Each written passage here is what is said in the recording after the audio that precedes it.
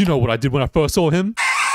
Okay, but for real, I made a YouTube playlist dedicated to him, I preached the good word of his return, and I immediately started scripting this video. Because he's back! Geshu Lin is back to Wuthering Waves. Sure, it only took 1.5 years, but we finally got some meaningful, delicious Geshu Lin crumbs. Meaningful because these bits actually add to his lore, and delicious because, mate, we got a whole ass rendered fight cutscene. And what a fight it was! The aura was felt, the choreography was immaculate, and the nut was real. I swear, every rendered movie this man has been in, he's been scrapping with someone. That's how you know he's the GOAT. Gone are the days where we Geshu Lin stans had to live off of the scraps from 1.0. Cause now, we're finally eating good. Albeit a bit. But hey, more Geshu Lin in that Woo-Wah 2.0 quality? I'll take it. And do you know what's even better? Chuyun's quest did more than just cameo Geshu Lin, because it actually just about gave us a glimpse into what will be happening once we return to Huanglong. And I can guarantee you, Geshu Lin will be a huge part of this narrative. So yes, our boy's gonna be very relevant, and he better be playable, or I'm barbecuing my firstborn. Now before I yap about this man, again, let me link you to my previous Geshu Lin Yap Fest, just so that we're on the same page. Because throughout this video, I'll likely be lightly referencing my previous theories here and there. So if you're curious about my thoughts on Geshu Lin before Chuyun's quest, then go watch that. But it's not a necessity, and you can just comfortably watch this one without it. So get comfortable and get open-minded as I talk about all my new thoughts and theories on Geshu Lin. And to remind everyone, everything I say is to be taken with a grain of salt. It's all just me speculating, theorizing, and entertaining my favorite character in Wuthering Waves. So, to start us off, well, let's talk on the man himself, literally, or rather, the new model.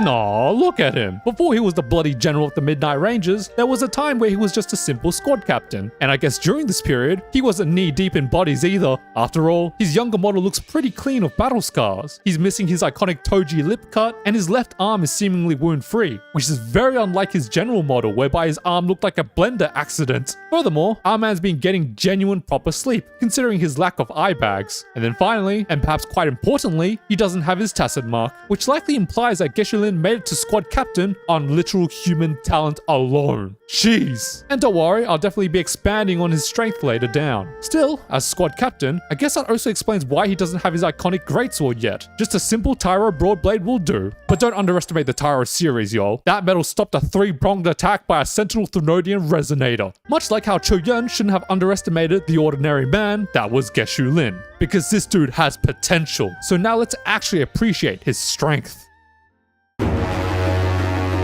It's one thing to first be known as a beastly frontline fighter during your leadership as the general of the Midnight Rangers, but it's another to still be a beastly warrior back when you had none of the titles nor the powers. And that's Geshu Lin. And we get to see this firsthand during his duel with Chuyun, a Resonator swordsman who served under the former head of Huanglong's Internal Security Agency, or ISA for short. Essentially, they report directly to the Emperor of Huanglong, and I suspect these guys have to be a cut above the rest if they're that close to the nation's head. And Chuyun was capable enough to serve behind the very master of that organization. So yes, that's the monster who Geshu Lin was facing, as a human. But somehow, this normal ass dude was able to keep up, by barely, with a literal wuxia hero, acrobats and all. Do you know what their fight looks like to me? Some foot soldier being suddenly thrusted into a fantastical martial arts movie. He's so cooked, bro. But not Geshu Lin, because this dude had the physicality to make do, even with only his military training. Parrying refined sword techniques, successfully defending a Forte charged stinger, fighting on a spinning bamboo with proper balance, sliding down a bamboo whilst wielding a two-handed sword with one hand. Why is he so cracked? And on top of all that, remember, he's still human. So no Forte enhancement, nor any 5-star weapons. It's just him and his incredible might, to quote Chuyun. And for the extra cherry on top, prior to their face-off, Geshu Lin actually slew a party of Tacit Discords, single-handedly, as a normal human. And somehow, he still had enough energy to properly fend off Chuyun. My god, was Geshu Lin OP back then. But as much as I boast about Geshu Lin's strength, there is absolutely no way he could have actually beaten Chuyun. I mean, that entire fight took the wind out of him completely, whilst Chuyun probably didn't even break a sweat. Thus, I completely doubt that Chuyun was actually fighting seriously, because at the end of the day, he needed Geshu Lin alive to get an answer. I suspect the only reason he decided to even cross swords with him to begin with was to tire him out enough so that he could properly be interrogated and thus assist the validity of the ISA's claims. Though I theorize that Chuyun was probably surprised by how much force he had to exert just to get Geshu Lin down, considering his status as an ordinary human. Nevertheless, to even combat for an extended period of time against a master swordsman like Chuyun, Geshu Lin is undeniably strong. strong. So I'm really struggling to fathom just how much more powerful he got once his resonator abilities awakened. But still, for someone that good, getting that scarred up later down the road? Just how deep in the trenches was Geshu Lin by the time he became general? Well, for however deep he was, what is at least known is that by the time of his ascension to general, he had awakened his resonator abilities, and thus his forte. But the lingering question remains, what is his forte? The most popular thought for sure is that his forte are the Black Flames, and I still sort of think this. Since the beginning of his reveal, it's this destructive ability which has been associated the most with his identity. And Choyun's quest only further exacerbated this notion, considering these flames are what the Rena Cedar cast now associate Geshu Lin with. That being said, I think there's actually more we can unpack from his forte, because I've got a feeling that those flames don't just burn, they forge, i.e. manifest armaments which enhance their user. Pretty crazy theory, I know, but just hear me out. Let's look at Geshu Lin's Tyro weapon, the longsword. Considering this is the weapon he started out with using, it's reasonable to assume that such a weapon type is probably his main. Thus, the blade we see in the story cinematic after the Great Sword form disperses, yeah, that's probably his actual weapon. And henceforth, the Great Blade form? Yeah, that's a manifestation, perhaps generated by the flames of his forte. I mean, it even diffuses like fire, so yeah. But it's not just exclusively the sword, because I swear that demonic right arm of his, yeah, he probably armored that up using this ability too. Originally, I thought it could have been a physiological change due to the overclocking in the past, thus the need to cover it up until he fights. But now I'm thinking, much like his sword, Geshu Lin armors up his arm too. I mean, when you look at the sword and the arm, both sharing an intense purple core, I feel like this theory kinda checks out. Hence my speculations on Geshu Lin's forte, not only being able to wreak absolute havoc, pun intended, but also possessing the capability to manifest armaments that strengthen the user. Whilst we often see resonators losing clothes during their resonance liberation, maybe Geshu Lin will be the first to actually gain clothes, but it'll be more like armor. Dude manifests a whole battle suit. Do you know how sick that would be? Oh my lord, I'm getting wet thinking about it. But awesome fantasies aside, if there's one thing I can't shake the feeling on, it's the origins of his forte. Because for some reason, there's a part of me that's screaming that it's from the Thenodian of War, Ovathrax. Geshu Lin being under its influence did inspire an idea, but after some thinking, I just can't help but feel his forte is from it. Indeed, another crazy speculation, but hear me out. Let's just look at the general designs of Geshu Lin's armaments first. His broad blade has a very distinct shape, unusual swirling patterns, and then the purple core. Similar deal with his right arm, but honestly, that right arm literally looks like it was ripped straight from Crownless. The Tacit Discord-like designs, plus the strong purple aesthetic, what entity does that make you think of immediately? Ovathrax. Next up, let's recall what is it that Ovathrax is actually capable of, because according to Jian, it is an ancient terror that reigns over our land, capable of devouring weapon frequencies to enhance itself. To enhance itself. Enhance itself. And do you know what we've just been theorizing on with regards to Geshu Lin's forte? That he can enhance himself. Thus, another Ovathrax connection. Now do you see where I'm coming from? I'm probably crazy, but I just can't shake the feeling that Geshu Lin's forte shares a connection to Ovathrax. Maybe that's how Ovathrax corrupts people. Instead of a whispering mind break session like Leviathan, Ovathrax gives people a taste of its power, and lets that power then amplify their thoughts on conflict, and even twist it too. After all, we did see Ovathrax's influence over Geshu Lin since before he awakened, so... But anyway, that's my whole spiel on Geshu Lin's forte, so make of that what you will. But going back to Ovathrax, what Choyun's quest also clued us in on is that Geshu Lin has actually fallen to the Thenodian's influence. So why don't we dive into their violent relationship next?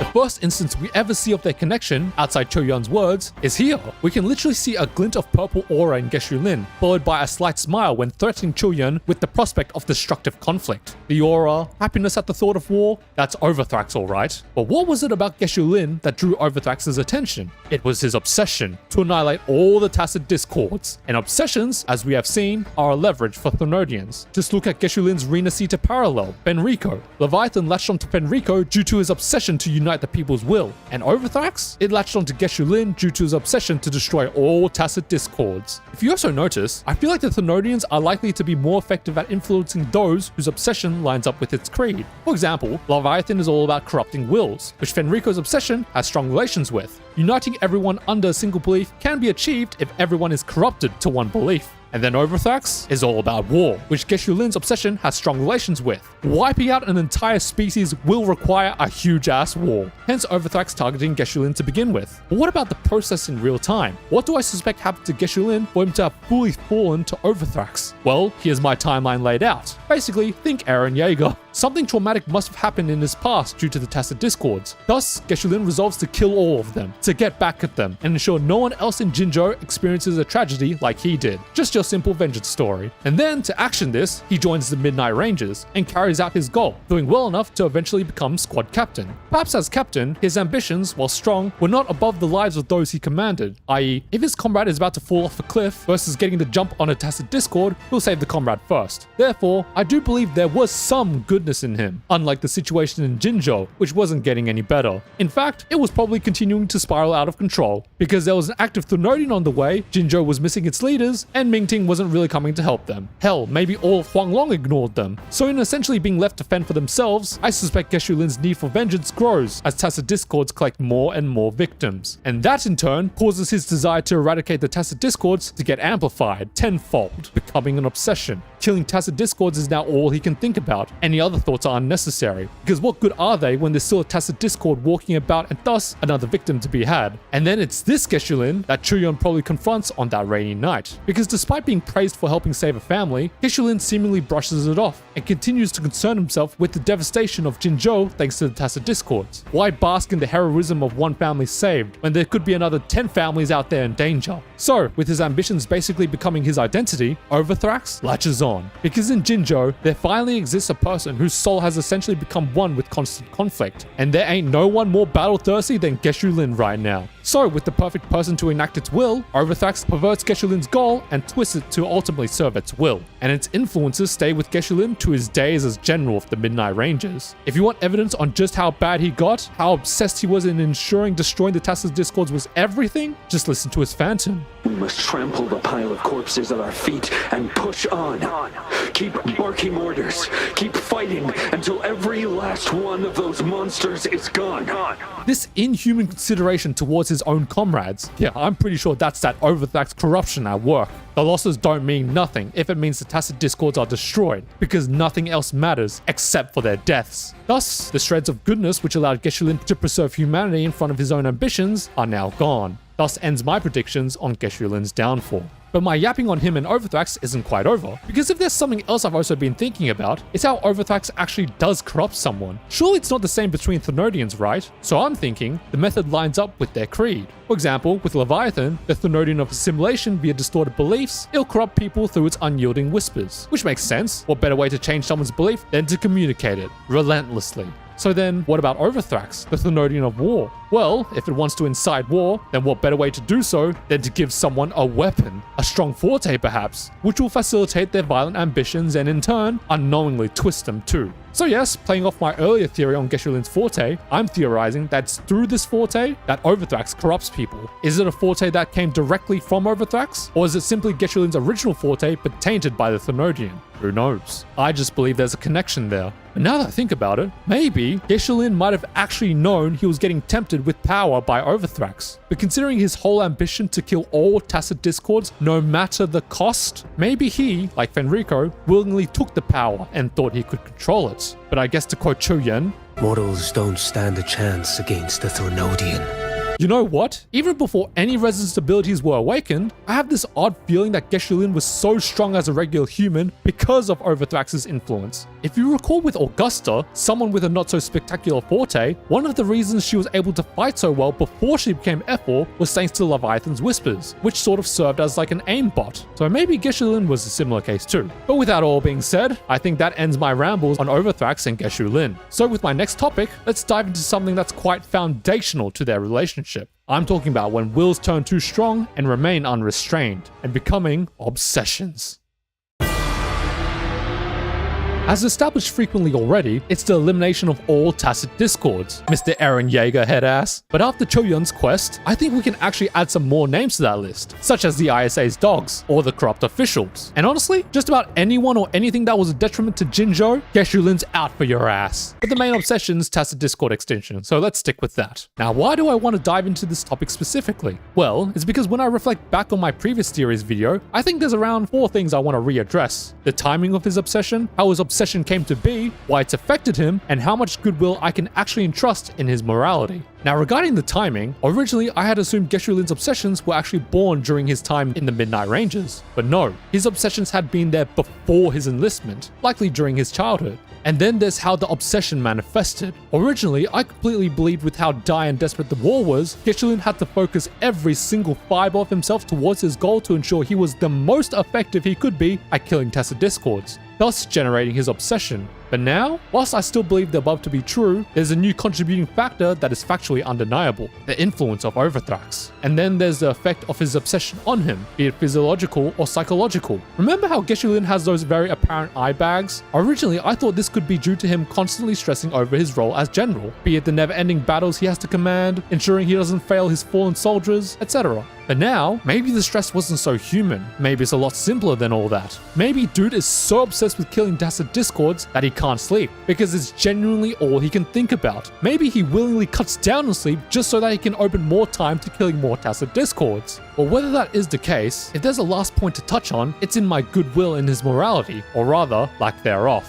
Now, I'm not trying to say he wasn't a good person. In fact, I still believe he was. But with the introduction of Ovathrax's influence, yeah, I can't really give Geshu Lin as much of the benefit of the doubt anymore. Because in my original theory video, I believed his inhuman transformation to be born of desperation and survival, but ultimately there was still good in him. i.e., he wasn't completely numb to all the sacrifices he made for the sake of winning. But now, whilst I still believe his inhuman transformation to be born of desperation and survival, the outcome is not as noble. Before Ovathrax, it was clear to him he was fighting for Jinzhou. But after Ovathrax, I think he's now just killing Tacet Discords for the sake of killing Tacet Discords. He's forgotten his purpose. And honestly, when I think back to the battle beneath the Crescent, whereby it was agreed upon that this was the Midnight Rangers' last chance at attacking Ovathrax, I swear the majority of Geshu Lin's thoughts were probably on absolutely ensuring he gets the kill because it's the last chance to get the kill, rather than getting the kill because it'll ultimately end the war and save Jinzhou. Hell, remember when Geshu Lin was resolving to kill all Tacet Discords no matter what? I think dude was just talking kind of rhetorically with the no matter what.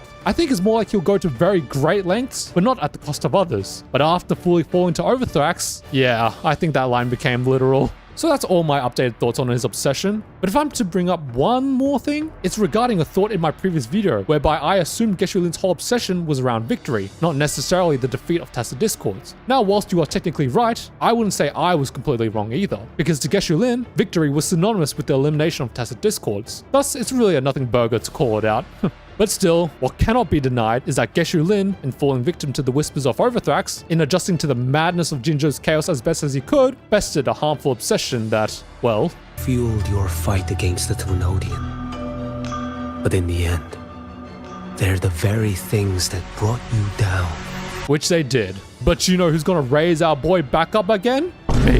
Geshu Lin's #1 meat rider. Because once again, I'm gonna go back on the defensive and defend our boy. Time to preach why Geshu Lin's character was good.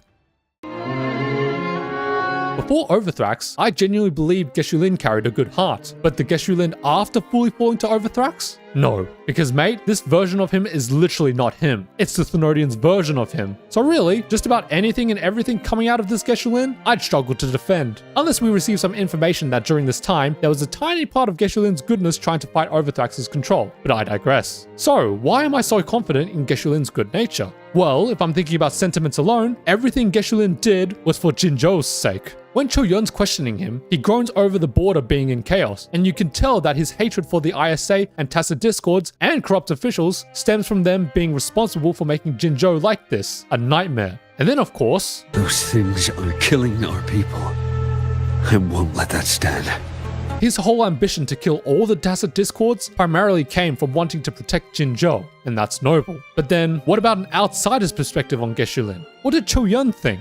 Well, considering he let Geshu Lin live, I think that's pretty telling. After all, Cho Yun was an ISA censorate, an agent that probes evil and maintains discipline in Huanglong. So if Geshu Lin was truly something controversial, then off goes his head. I mean, yes, Cho Yun also did the proper research onto Geshu Lin, but if there's one subtle but big tell onto the validity of Geshu Lin's character through Cho Yun's judgment, it's in this scene, where he closes his eyes. Because throughout Cho Yun's quest, we know that whenever he does this, he basically activates his third eye, being able to see what others cannot, such as intent. And I suspect here, Cho Yun was assessing Geshu Lin's character, and it must have turned out all good then. Or at least, good enough. No lies. Geshu Lin really did care for Jinzhou. And then finally, there's Grandmaster Liang's assessment on Geshu Lin. Whereas other Sensorites saw him as a threat to be executed, only Liang came to his defense. Remember, that guy is the little head of the ISA, so if even the head of that investigative organization is defending you, I'd say Geshu Lin's goodness is valid. So all in all, Geshu Lin did do wrong, but inherently, I don't think he is wrong. Because when he did wrong, it was probably thanks to Ovathrax's influence. But if not for Ovathrax, Geshu Lin, I'm pretty sure, would have still held goodness in his heart. It'll be funny if Kuro Games makes me eat my words. But anyway, Thrunodian influence or not, how about we rate him as a general?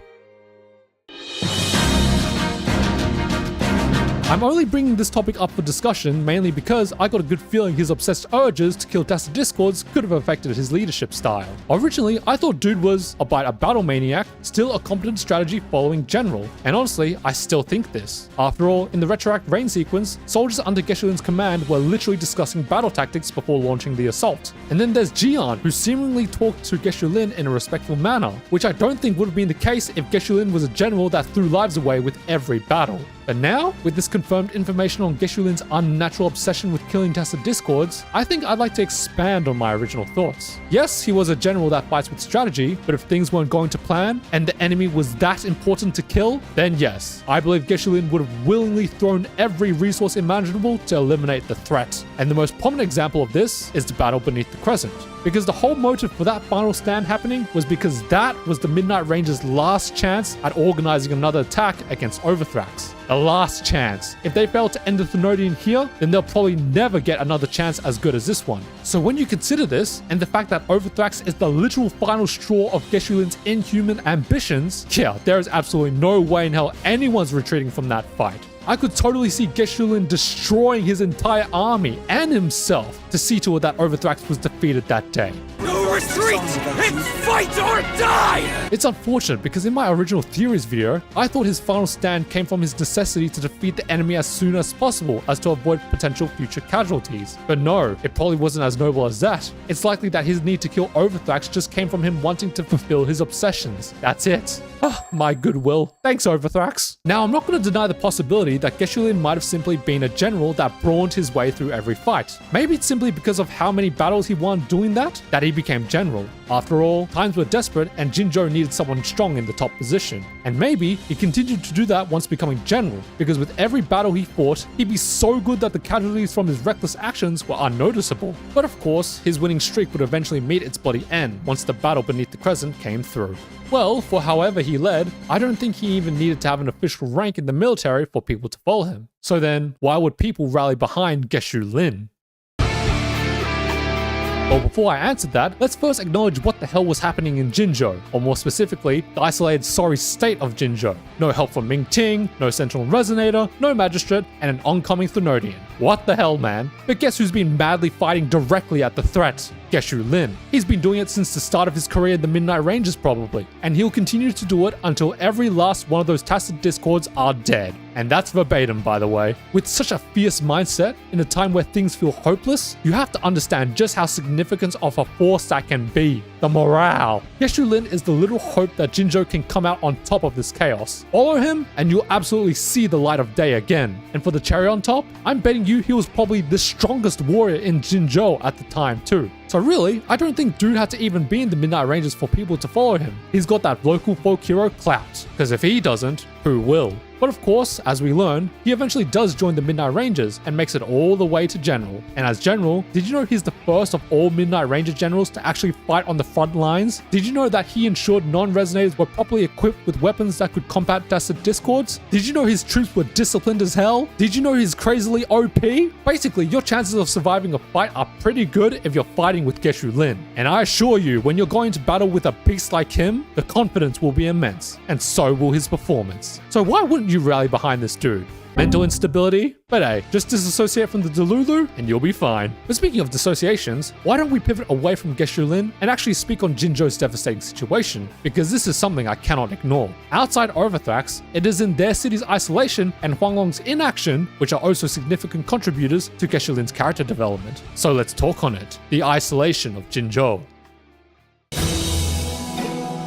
When making my first video on Geshu Lin, it's here where I first smelled something fishy about Jinzhou's situation, namely in how there was no Sentinel Resonator and no Magistrate despite there being a full Thenodian on the way, and my suspicions were only further confirmed after Chuyun's quest, because Geshu Lin's pointing out how the border is in chaos and that no one's really coming to help because they're too busy sucking up to corrupt officials. So it really does feel as if Jinzhou is being purposely isolated from the other cities for some reason. Maybe it's just Mingting that's not doing anything. But still, being the main center of the higher powers in Huanglong, that's not a good look. And then on top of this, you got the mention of corrupt officials, people in the ISA lying, Mingting matters being kept private from Jinzhou, the fact that Chuyun's orders to execute Scar came straight from Mingting or by Jinzhou capturing him? The hell? Basically, Huanglong is way stinkier than I thought. Or maybe it's just Mingting. But nevertheless, it all adds to the confirmations of a conspiracy happening. And it's even worse if the conspiracy is taking place in Huanglong's capital. So if Jinzhou is truly being stranded and left to fend for itself, not gonna lie, Huanglong and probably Mingting especially, yeah, you lot are also to blame for whatever the hell happened in Jinzhou when Geshu Lin reigned. Because I truly believe that Geshu Lin would not have become the man he was if not for the chaotic situation he was thrusted into. Jinzhou had no one, and it was facing its most catastrophic disaster.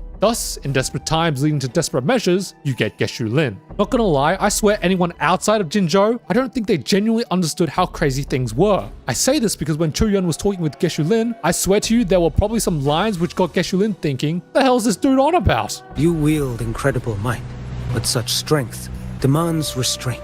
Restraint? People are dying every day and you want me to hold back the only power that could save them all? A sword exists to deter, not kill.